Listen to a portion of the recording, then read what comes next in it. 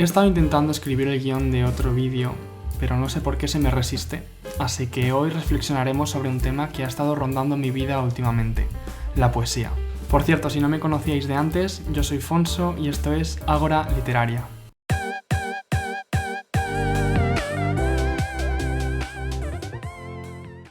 ¿Alguna vez habéis sentido que la poesía no es para vosotros? ¿Que os parecía aburrido lidiar con poemas que no llegabais a entender o que os sentíais fuera de lugar cuando os encontrabais ante un poemario? Bien, pues hablemos de ello. Dejemos claro antes que nada que si simplemente no te gusta el género después de varios intentos, tienes todo el derecho del mundo a no leerlo y enfocarte en otras obras. Todo el mundo tiene sus gustos y son algo totalmente respetable. Pero si la cosa es distinta y no acabas de pillarle el tranquillo, aunque presientes que hay algo detrás de ello que vale la pena y simplemente te sientes algo perdido o perdida, podemos intentar indagar juntos en el porqué. Pues yo también he llegado a sentirme así en algún momento de mi vida. El otro día mismo una familiar me decía: a mí me gusta escuchar la poesía, pero es que a veces no sé si la entiendo o no. Igual no es para mí. Bueno, empecemos diciendo que la apreciación del género lírico es algo muy complejo y muy personal, pero su trato a nivel social no es algo para nada nuevo, sino que viene de lejos. Venimos de una época en la que el elitismo académico y la pretenciosidad en los ámbitos culturales han hecho mucho daño, distanciando a muchos sectores del arte del público en general y la gente de a pie. Lo cual, por cierto, es algo que se ha puesto de moda romantizar en géneros como el famoso Dark Academia y que ha provocado tras su debate el surgimiento de contramovimientos como el Grey Academia o el Light Academia con filosofías y estéticas propias diferenciadas. Pero este es otro tema. Hablábamos de una época, en definitiva, en la que hablar en contra de la opinión consensuada entre los círculos cultos del momento era merecedor de ser humillado y señalado como inculto y paleto. Incluso cuando dentro de esas élites cultas abundaba gente que ni siquiera sabía de lo que estaba hablando, y tan solo se dedicaban a repetir lo que escuchaban en sociedad. Algo que tristemente tampoco ha desaparecido del todo hoy en día, donde solemos valorar lo que está siendo aprobado por las grandes masas en vez de intentar desarrollar un criterio propio. Esa época de la que hablábamos quedó atrás gracias a la democratización de los estudios superiores o terciarios y la opinión pública. Y aunque de alguna forma aquella época contribuyó a otorgarle a la poesía ese aire romantizado de arte elevado, místico, inalcanzable y mágico, con esa figura del poeta escribiendo desde su torre de marfil, desgraciadamente también dejó tras de sí restos de apariencia, falsedad y proselitismo en nuestra sociedad actual, sobreviviendo incluso algunos movimientos de vanguardias que intentaron volver a acercar de nuevo la poesía a la gente. Y no os equivoquéis, esto afecta tanto a los pedantes que se creen en el derecho de acusar al pagano que no logra disfrutar de los clásicos, como al lector corriente que se aleja de la literatura culta o la poesía por miedo, resentimiento o ignorancia.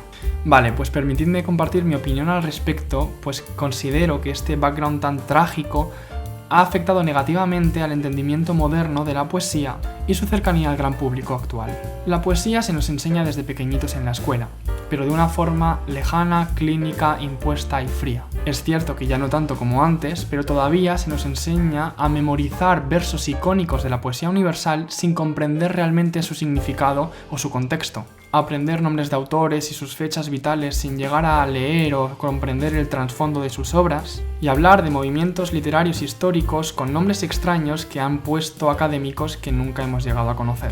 Considero que es un sistema frío, obsoleto y dañino para el conocimiento del arte poético. Y lo peor de todo es que cuando nos atrevemos a olvidar el nombre de alguno de estos autores encumbrados, no hemos leído a Lorca o a Becker, o no recordamos lo que significan términos como naturalismo, o qué fue la generación del 98, sí, de 1898, se nos vuelve a tildar de ignorantes y estúpidos a forma de humillación disciplinaria. Bien, pues permitidme añadir que personalmente creo que cuando estos autores que tan obsesivamente debemos memorizar hoy en día estaban escribiendo sus obras, estos tuvieran en mente toda esta parafernalia que tenemos que meter en calzador en nuestras cabezas solo para mantener la apariencia de ser cultos. Sí, qué bien saber el nombre de las extintas revistas literarias de hace un siglo donde publicaban en su día X, Y y Z autores. Qué bien saberse de memoria sus fechas de nacimiento y defunción y el nombre de su obra más conocida. pero qué trágico que realmente no hayamos leído casi nada de su obra o realmente ni siquiera nos interese. Y que cuando esa información no nos aporte un mínimo de valor social, simplemente se desdeñe o se relegue al olvido. ¿No resulta algo irónico que fueran los propios poetas que memorizamos hoy en día, fueran los que en su día criticaban y se quejaban de la hipocresía y la falsedad de sus sociedades? ¿Cómo era aquello en la sociedad del espectáculo o algo así? Dejémonos de tonterías. Los poetas quieren ser leídos y provocar algo en el interior de sus lectores. Quieren expresar algo y que su entorno responda a ello. Quieren sentirse algo menos solos. Manifestar los sentimientos que provocan el nacimiento de una emoción que muy probablemente todos hayamos tenido, pero que muy pocos han sabido ponerle nombre. De todo eso y más es de lo que va la poesía realmente. No de etiquetas academicistas, no de pretenciosidad, no de posicionamientos y estamentos sociales, y mucho menos de crítica y burla al ignorante. Muchos de los grandes poetas de la era moderna, de hecho, fueron gente de la calle, burlados y repudiados por la sociedad de su época por no ser ni siquiera comprendidos, o por vivir fuera de las convenciones sociales, muriendo muchas veces apartados y rechazados. Y para sustentar mis palabras os voy a hablar de mi experiencia personal con la poesía recientemente. He leído algunos poemas y tengo en mi posesión varios poemarios distintos entre ellos, como pueden ser Poesía soy yo, que es un recopilatorio de poetas del siglo XX, o una recopilación de la poesía completa de Dilas Thomas, esto fue un regalo de cumpleaños, o para acercarnos un poquito más a la actualidad, Baluarte, de Elvira Sastre. Me encantó este poemario, por cierto es de una autora española, me encanta, súper recomendadísima. Pero más allá de mi humilde experiencia lectora en la poesía, este último mes he estado en 2 recitales de poesía aquí en mi ciudad. Uno fue el Slam Poetry de Palma, creo que hay uno en cada ciudad, y el otro fue el último jueves, un evento poético que se realiza mensualmente aquí en Palma. Yo mismo he salido a recitar a los micros abiertos de estos eventos y he podido vivir el ambiente poético en ambos lados, tanto delante como detrás del micrófono. De hecho, recité en el último micro abierto del Slam de Palma. Subí el vídeo subtitulado a mi Instagram, así que os dejaré en la descripción del vídeo el link por si queréis echarle un vistazo. Y eran ambientes bastante diferentes entre sí, incluso con un público distinto entre ellos. El Slam es una modalidad de evento poético que descubrí recientemente y la verdad es que es muy interesante. El Slam es básicamente una competición de poetas donde el público vota un vencedor poniendo una puntuación numérica a cada poema recitado. Debo decir que es súper disfrutable, yo me lo pasé muy bien con mis amigos y es algo fresco, es dinámico, es divertido. Si no habéis experimentado nunca la poesía en vivo y queréis darle una oportunidad con algo distinto a lo que se suele hacer o con algo pues un poquito más fresco, un poquito más juvenil, echadle un vistazo a ver si existe el Slam en vuestra ciudad.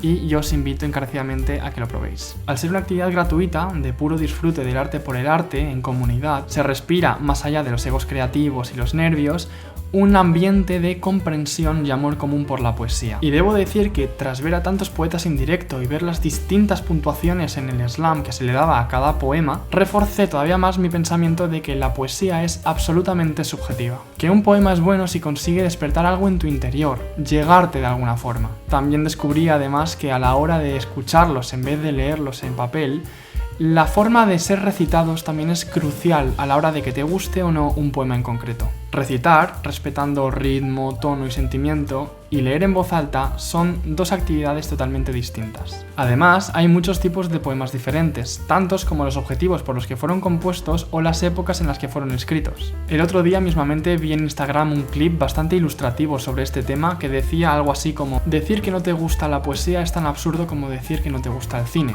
Igual no te gustan las películas realistas o las comedias románticas te aburren, pero eso no significa que no haya ninguna película o género en concreto que pueda hacerte sentir algo o disfrutar de la experiencia. La poesía es la expresión de sentimientos, emociones y sensaciones humanas más directa que existe a través de las palabras. Si un poema te hace sentir algo, te evoca imágenes interesantes e incluso llega a transmitirte algo cercano a lo que el poeta sentía al momento de componerlo, eso ya es un éxito. Sientas o no lo mismo que el poeta, entiendas o no entiendas las referencias y cultismos que tengan las estrofas del poema, sentir un poema es disfrutar de la poesía, es vivir la poesía. Y por otro lado, el valor que se le da socioeconómicamente a este arte, la comercialización de la poesía, es otro tema totalmente distinto. Es un hecho que la poesía es uno de los géneros que menos venden y facturan en general de toda la literatura. Y hay mucho que pensar y reflexionar sobre esta realidad. El sistema en sí tiende a marginalizar a los poetas por la naturaleza misma de su identidad y su creación, a no ser que estos se adapten al al sistema en sí y se vuelvan digeribles de alguna forma para el mercado y sus masas. Un poemario cualquiera, por ejemplo, puede llegar a convertirse en bestseller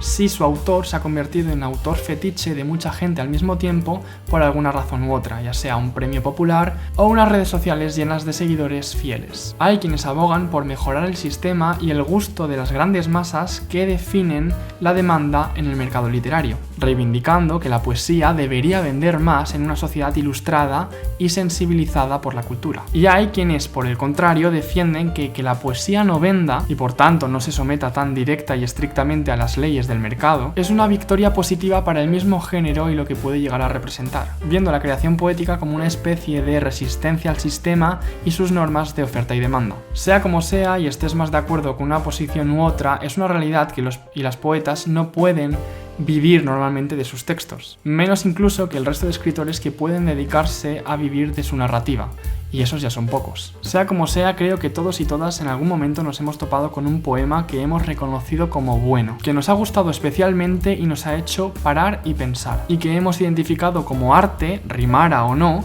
porque nos ha despertado algo en nuestro interior y por tanto hemos considerado como objeto de valor y merecedor de conservación, promoción y cuidado. Por tanto, quitémonos de la cabeza esa idea errónea y caduca de que solo la gente culta puede hablar de poesía. Disfrutarla, discutirla, comprenderla y vivirla son derechos de todo lector que quiera entregarse a su lectura. La próxima vez que pienses que la poesía no es para ti, que es un rollo porque no la entiendes o que no vale la pena leerla, para un segundo y dale una oportunidad. Solo al leer el poema podrás sentir si ese poema es para ti o no y disfrutarlo o simplemente dejarlo ir. Cuidado, disclaimer, debo añadir que el papel que desarrolla la academia y la crítica literaria es algo necesario y positivo para la estimulación del mundo literario y sus conversaciones. Es evidente que quien posea estudios al respecto tendrá mayor capacidad de análisis y comprensión de los poemas, así como una visión más amplia en sus conocimientos para contextualizar y valorar a los poemas y sus autores según criterios de calidad y originalidad.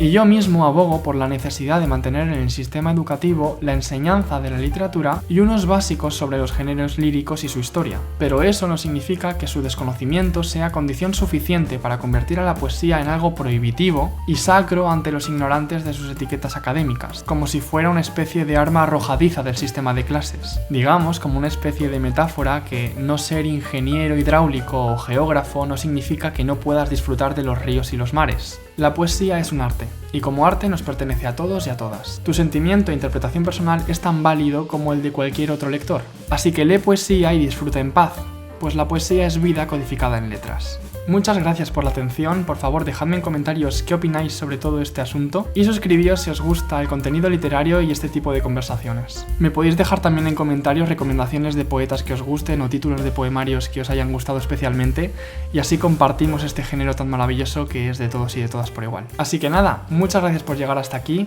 leed mucha poesía, chao.